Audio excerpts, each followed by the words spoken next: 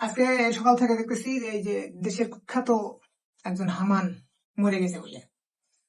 তো হামানের মৃত্যুতে একটা কথা মনে পড়লো, মানে একটা কোরআনের আয়াত মনে পড়লো মানে আমার এটা দেখে খুব মনে হলো যে আয়াতটা ওর সাথে যায় মনে হয়।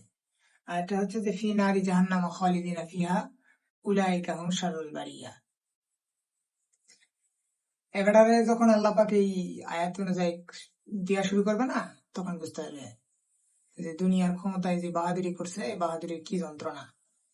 আর একটা বিষয় হচ্ছে, অত খুব ফেরেস্তা দেখলাম যে ফেরাউনের কিছু পুত্র সন্তানরা যেগুলা আছে, ফেরাউনের বাচ্চা কাচ্চা যেগুলো এখনো আছে বাংলাদেশে, এই বাচ্চা কাচ্চাগুলো দেখলাম যে খুব আবেগ উৎফুল্ল কান্নাকাটি শুরু করে দিছে। আর ইতিহাসের একদম মহানায়ক ছিল ওই শালা খলনায়ক।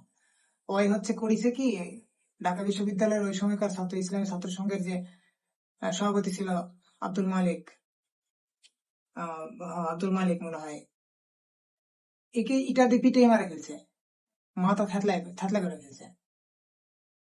জঘন্য শালা, জানোয়ার। অথচ তোফাইলের এই যে দা এন্ডটা পৃথিবীর, মানে পৃথিবী তো না, আমাদের বাংলাদেশে যারা ইসলামপন্থী বা দেশপ্রেমিক আছে,